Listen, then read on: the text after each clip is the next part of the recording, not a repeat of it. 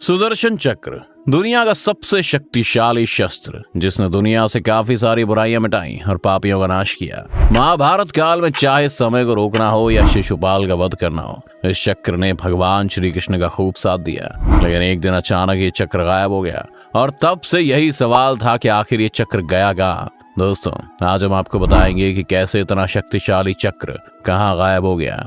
सुदर्शन चक्र हिंदू माइथोलॉजी के हिसाब से दुनिया का सबसे शक्तिशाली हथियार है। ये कोई आम हथियार नहीं है, ये एक ऐसा हथियार था जो दुश्मन को एक ही पल में सर्वनाश कर सकता था। ये भगवान विष्णु का शस्त्र था, जिसे भगवान विष्णु और उनके अवतार ही धारण कर सकते थे। ऐसा हथियार जिसका निशाना कभी नहीं चूक सकता था। भगवान कृष्ण जिस कारण भी सुदर्शन चक्र को छोड़ते थे, ये चक्र वही काम करके आता था। सुदर्शन चक्र एक ऐसा अचूक अस्त्र था जिसे छोड़ने के बाद ये लक्ष्य का पीछा करता था। ये आजकल के मिसाइल, रॉकेट, इस सब चक्र के आगे बहुत कमजोर थे। सुदर्शन चक्र भगवान विष्णु के मन की बात सुनता था और उन्हीं की आज्ञा मानता था। पुराणों के मुताबिक ये चक्र किसी तरीके से नहीं चलाया जाता, बल्कि ये तो इच्छा शक्ति के हिसाब से काम करता था। ये चक्र कभी गलती नहीं करता था। जिसे मारने के लिए इसका इस्तेमाल किया जाता था, ये उसी को मारकर वापस लौटता था। इस वजह से भगवान विष्णु इसे सोच समझ कर इस्तेमाल करते थे। महाभारत के युद्ध में भी श्री कृष्ण ने आखिरी बार इस शस्त्र का इस्तेमाल किया था। उसके बाद सुदर्शन चक्र के इस्तेमाल का कभी कहीं जिक्र नहीं मिलता था। आखिर कहाँ गया शक्तिशाली चक्र, बताएंगे दोस्तों आपको। लेकिन उससे पहले जानते हैं कि ये चक्र दिखता कैसा था और भगवान विष्णु को आखिर ये मिला कहां से। इस चक्र की आकृति को लेकर भी पुराणों में अलग अलग वर्णन मिलता है। ऋग्वेद के मुताबिक सुदर्शन चक्र एक गोल चक्र है जिसमें 108 ब्लेड्स हैं। ये चक्र कई योजन की दूरी तय कर सकता है। एक योजन में करीब 8 माइल्स होते हैं। वामन पुराण के मुताबिक इसका केंद्र वज्र से बना हुआ है। इसके केंद्र में 12 तीलियां हैं, तो वहीं 6 नाभि हैं। 12 तीलियां 12 महीनों को दिखाती है, तो 6 नाभि 6 ऋतुओं को दिखाती है। वहीं सुदर्शन चक्र के अस्तित्व को लेकर भी हर किसी के अलग अलग मत हैं। मान्यताओं के मुताबिक ये चक्र भगवान विष्णु की तर्जनी उंगली में, वहीं भगवान श्री कृष्ण के हाथ में अंगूठी की तरह समाया हुआ था, जो लगातार घूमता रहता था। ऋग्वेद के मुताबिक ये कोई चक्र था ही नहीं, ये एक समय का चक्र था जो लगातार चलता रहता था। जब भी भगवान विष्णु को समय में फेरबदल करना हो या फिर किसी को उसके पापों की सजा दिलानी हो, तो भगवान विष्णु और उनके अवतार इस चक्र के जरिए समय को रोक देते थे। मान्यताओं के अनुसार जब भगवान को किसी पापी का नाश करना होता था, तो भगवान समय के चक्र में जाकर दुश्मन को निहत्था कर देते थे और फिर उस पर वार करते थे। भगवान विष्णु इस चक्र को अपनी इच्छा शक्ति के मुताबिक प्रकट करते थे।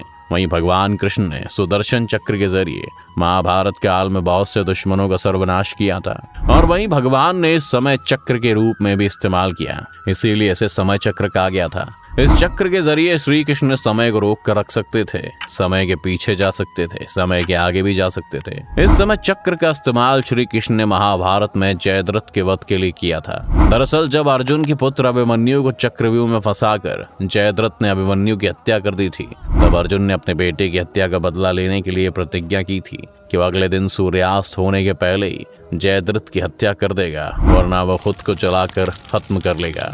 अगले दिन कौरवों की सेना शाम तक जयद्रथ की रक्षा करती रही, और अंत में जब अर्जुन निराश हो गया, तब भगवान श्री कृष्ण ने अपनी माया की और कुछ देर के लिए सूर्य को छिपा दिया, ताकि कौरवों को भ्रम हो सके। जब कौरव बहुत खुश हुए और अर्जुन बहुत निराश, तब कृष्ण ने अपनी माया समेट ली और सूर्य को वापस उदय कर दिया।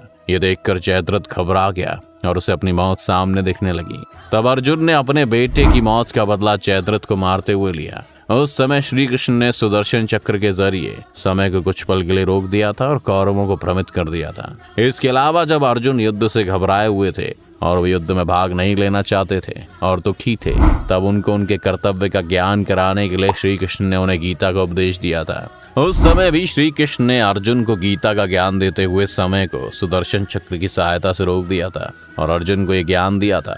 बाद में उन्होंने इसी चक्र की मदद से वापस सब कुछ पहले जैसा ही कर दिया था।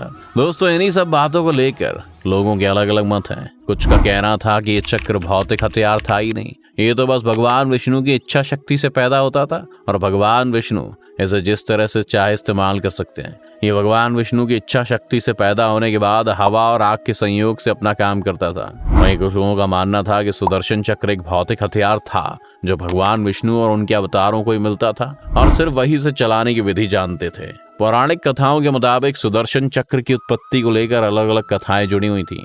शिव पुराण के मुताबिक एक भौतिक अस्त्र ही था और ये विज्ञान के मुताबिक बहुत शक्तिशाली बनाया गया था।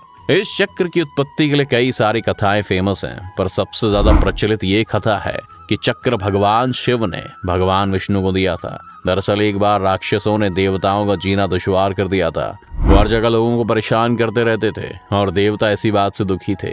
तब सभी देवता मिलकर भगवान विष्णु के पास गए और उनसे मदद मांगी कि वो राक्षसों को मार सकें। तब भगवान विष्णु ने जब उन राक्षसों को मारने की कोशिश की, तब उन्होंने देखा कि राक्षसों के पास एक अनोखी शक्ति थी। जैसे ही वो राक्षसों को मारते, वो राक्षस खुद को ठीक कर वापस जिंदा हो जाते। तब भगवान विष्णु ने सोचा कि अब सिर्फ भगवान शिव ही उनकी मदद कर सकते हैं।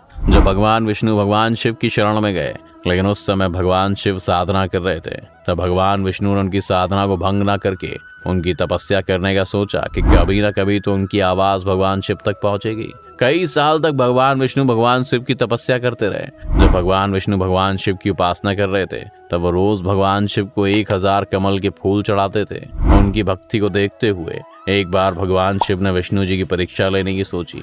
एक दिन जब भगवान विष्णु भगवान शिव के लिए फूल इकट्ठा कर रहे थे, तब भगवान शिव ने एक फूल छिपा दिया। एक फूल कम पाकर भगवान विष्णु ने सोचा कि मेरी आंखें भी कमल के जैसी हैं। इस वजह से उन्होंने अपनी एक आंख फूल की जगह चढ़ा दी।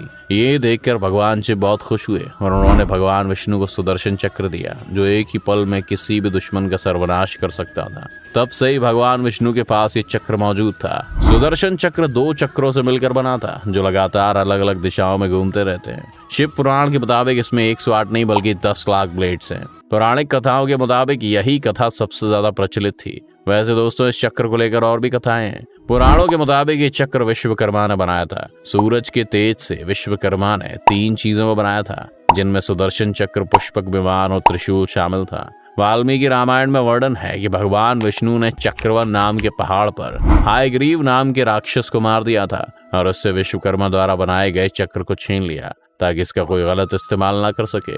पर दोस्तों, ये बात सही नहीं मानी जाती, क्योंकि पौराणिक कथाओं में ये बात का उल्लेख था कि इस चक्र को भगवान विष्णु के अलावा कोई और नहीं चला सकता था, ना ही इसे चलाने की विधि जानता था। कुछ शास्त्रों में ये भी लिखा था कि इसे भगवान बृहस्पति ने बनाया था। उन्होंने चक्र ब्रह्मा, विष्णु, महेश तीनों की शक्तियों को मिलाकर बनाया था और अंत में उसे भगवान विष्णु को सौंप दिया गया। ये कथाएं दोस्तों कुछ मतों में सही नहीं लगती। लोगों का मानना था कि भगवान विष्णु ने चक्र खुद ही पैदा किया था, क्योंकि वो खुद को चक्रधारी मानते थे। ये तो सभी मत इस चक्र की उत्पत्ति को लेकर हैं, लेकिन जो बात आज भी रहस्य बनी हुई है वो ये है कि आखिर ये सुदर्शन चक्र आज कहाँ है। भगवान विष्णु का भगवान कृष्ण के बाद कोई अवतार नहीं हुआ, ना ही उनके बाद कभी इस चक्र का कोई उल्लेख हुआ है। दोस्तों, इस सवाल का एक जवाब भविष्य पुराण में मिलता है कि जब श्री कृष्ण ने अपनी देह त्यागी, तब ये चक्र भी उनके साथ ही धरती में समा गया और आज भी ये वही है। कलयुग में अपराध बढ़ जाने पर जब भगवान विष्णु कल की अवतार लेकर वापस आएंगे, तब ये चक्र भी उनको मिल जाएगा, क्योंकि ये चक्र चक्रधारी विष्णु जी का ही था। तो दोस्तों, ये थी सुदर्शन चक्र के बारे में पूरी जानकारी। दोस्तों, आप सुदर्शन चक्र को लेकर क्या सोचते हैं, हमें कमेंट सेक्शन में जरूर बताएं। अगर आपको वीडियो पसंद आए तो इसे लाइक और शेयर जरूर करें। साथ ही अगर आप चैनल पर नए हैं तो इसे सब्सक्राइब करना और बेल आइकन दबाना बिल्कुल ना भूलें।